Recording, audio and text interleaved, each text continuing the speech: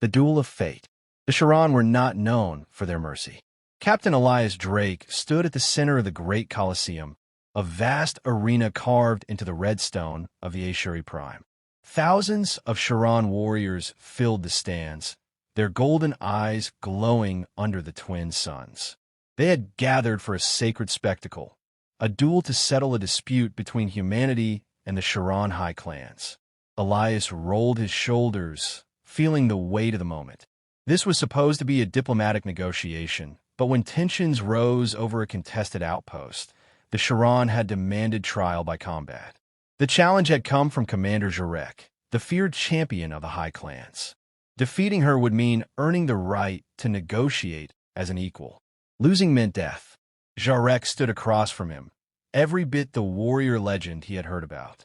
Her crimson battle armor gleamed under the sunlight, and her sharp, predatory gaze never wavered.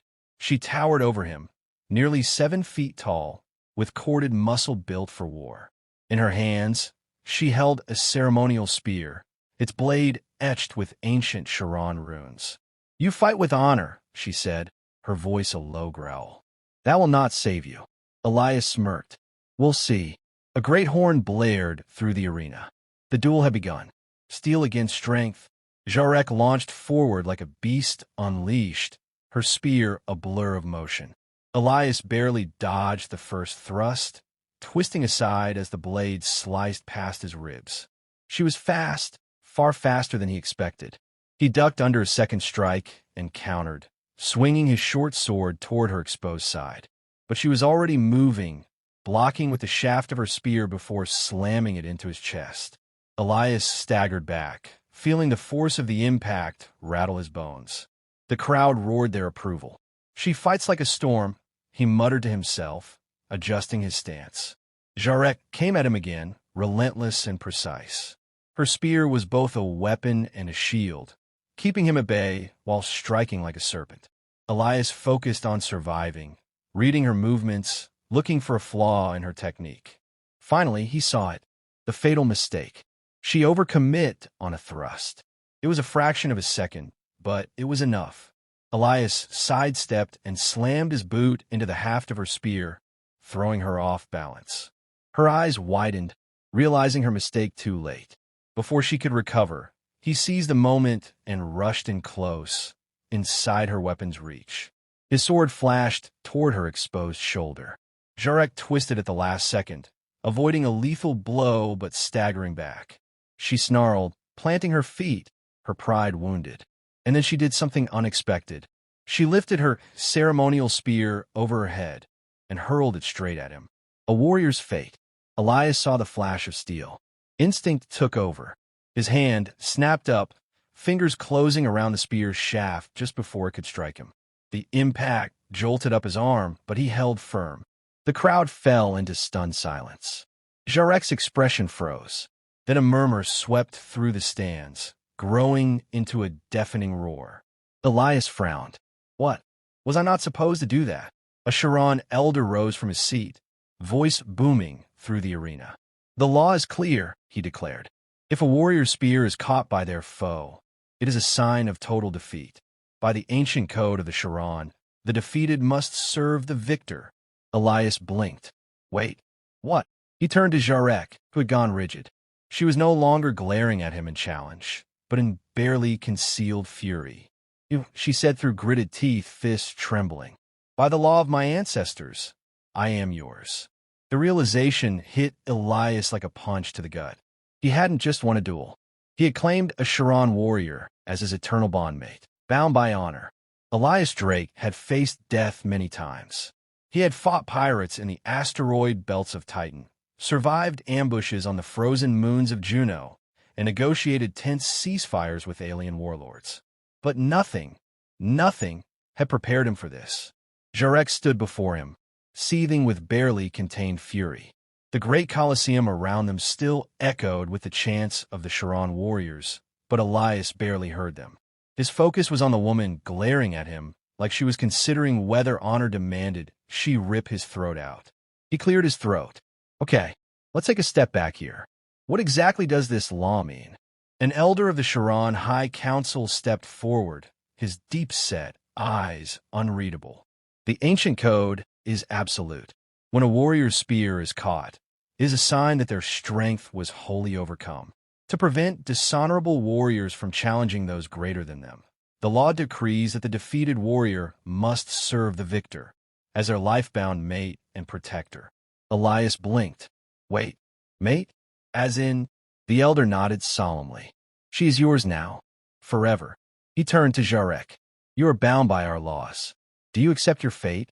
Jarek's fists clenched at her sides. Her breathing was slow and controlled, but Elias could see the war raging behind her golden eyes.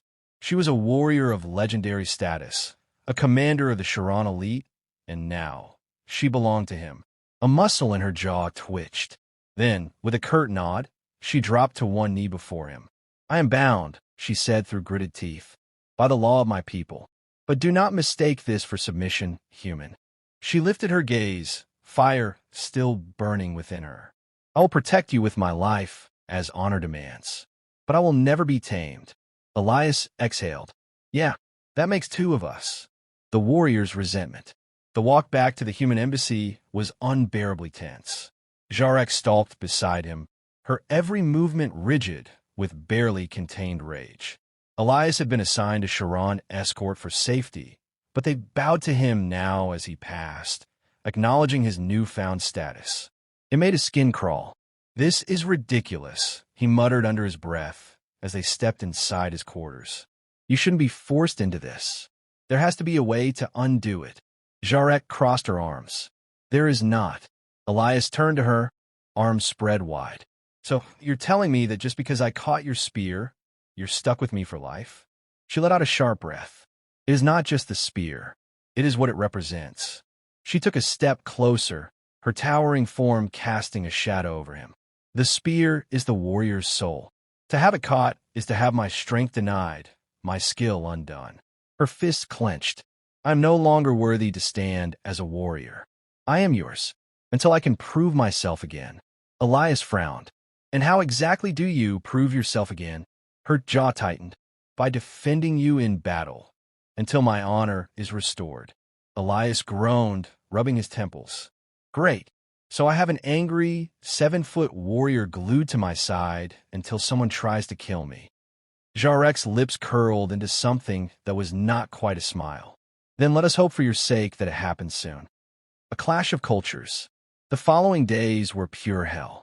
Jarek shadowed him everywhere. She refused to let him out of her sight, arguing that her duty demanded she remain within striking distance at all times. She ignored human customs, spoke bluntly, and treated everyone who approached him like a potential threat. Would you relax? Elias groaned after she shoved a nervous diplomat aside to scan the room for potential assassins. You are my charge, she growled. I will not fail. Elias threw his hands up. I don't need a bodyguard. I need a solution. Jarek gave him a withering look. A warrior does not undo their fate. They honor it. Elias stared at her. Right, because honor is worth ruining your life over. Her golden eyes narrowed. You think this is about me? I have lost my rank, my title, my place among my people. My honor is in tatters. But the only thing worse than my disgrace would be failing in my duty to you.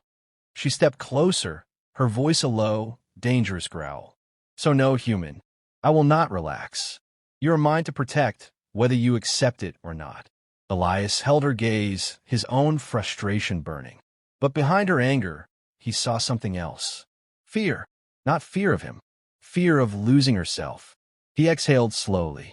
Look, I get that this means something to you. But I didn't ask for this, and I sure as hell don't want to own anyone. Jarek's expression darkened. You do not own me, human. Then let's figure something out, Elias said. I don't want a servant. I want an equal. For the first time, Jarek looked caught off guard. Her brow furrowed, as if he had spoken words no Sharon had ever said before. Equal, she repeated. The word sounded foreign on her tongue. Elias nodded. If we're stuck with this, we're doing it on our terms. Not some ancient laws. Deal. A long silence stretched between them. Then, slowly, Jarek extended her hand. I will consider it, she said. Elias took her hand.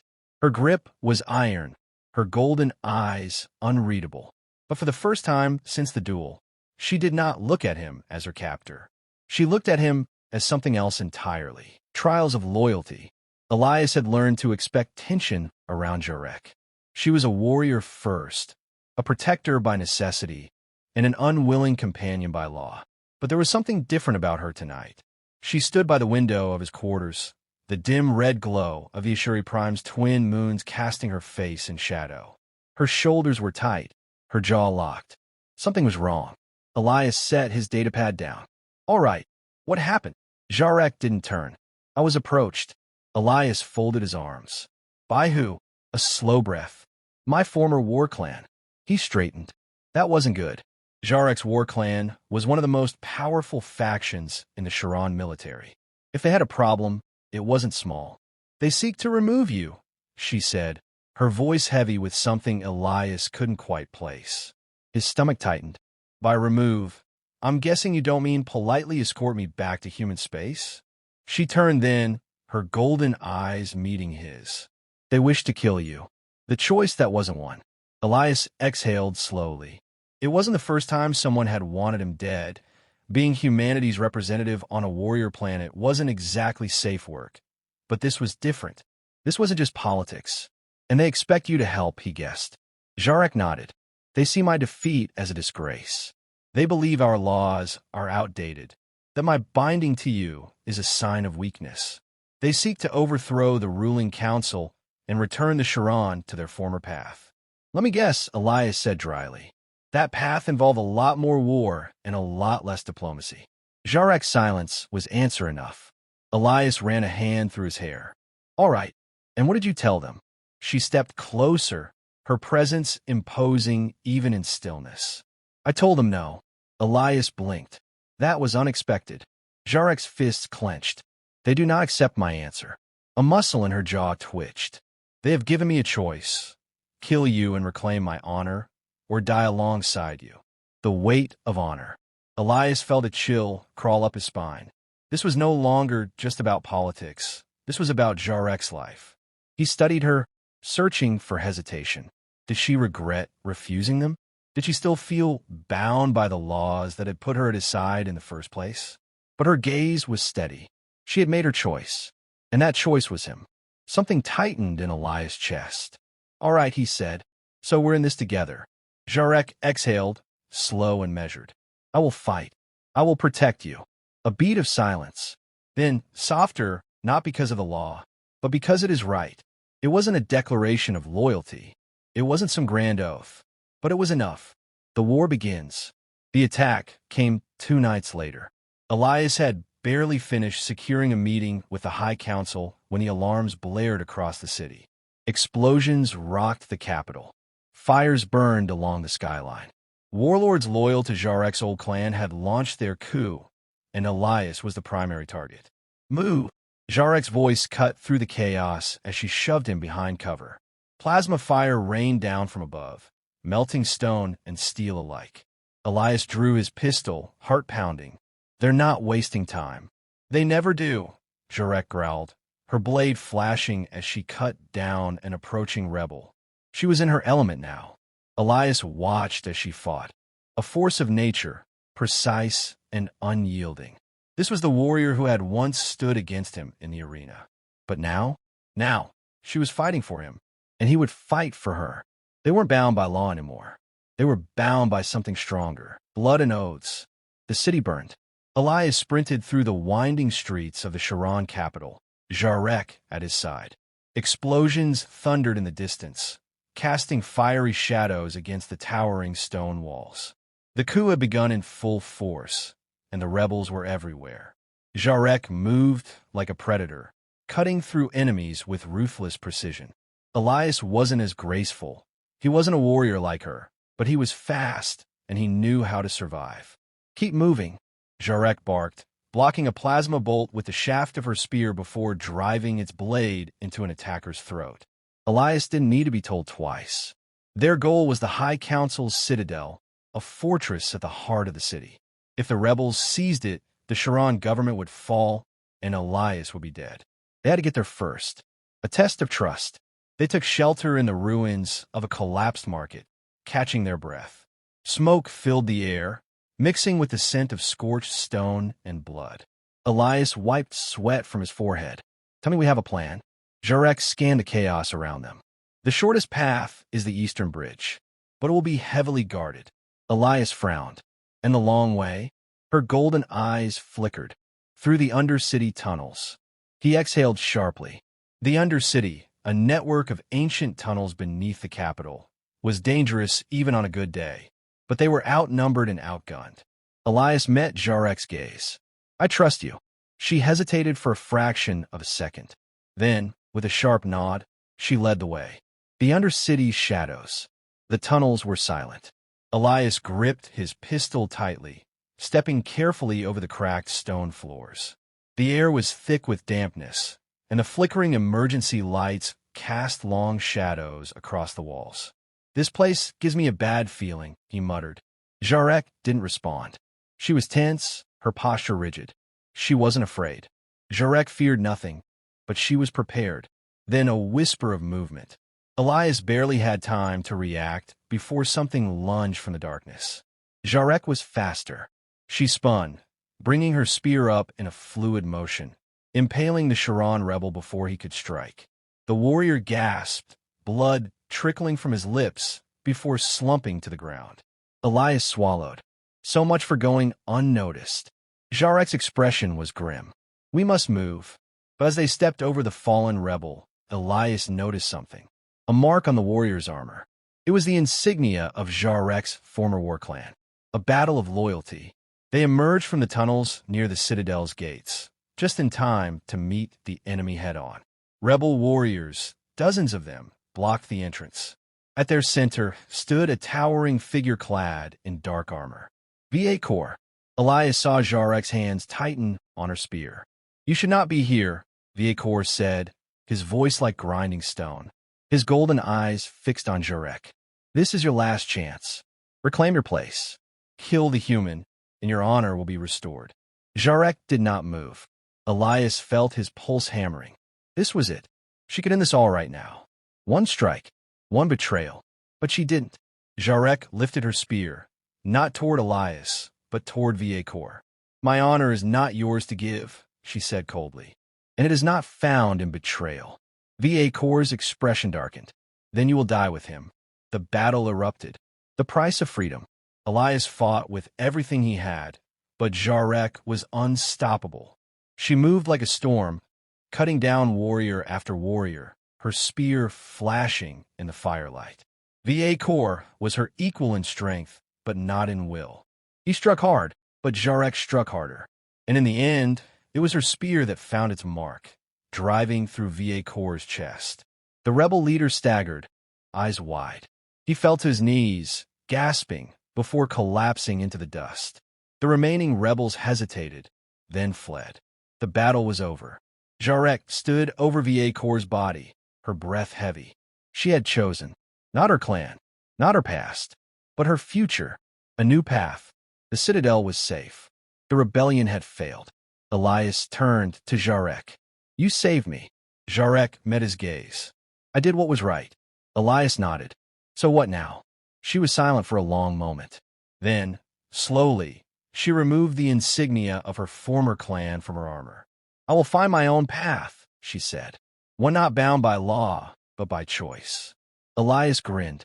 Well then, let's make history. And together, they walked into the future.